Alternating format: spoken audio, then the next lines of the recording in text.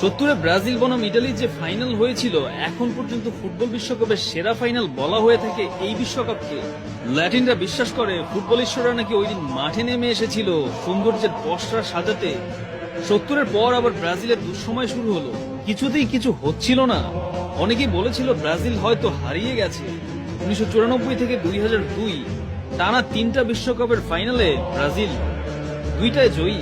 2002-এর পর থেকে টানা ব্যর্থতার পরেও ব্রাজিল কেন ইউরোপীয় কোচ নিয়োগ দেয় না, এটা সবচেয়ে বড় কারণ মূলত শুধু সাফল্যে ব্রাজিলিয়ানদের মন ভরে না।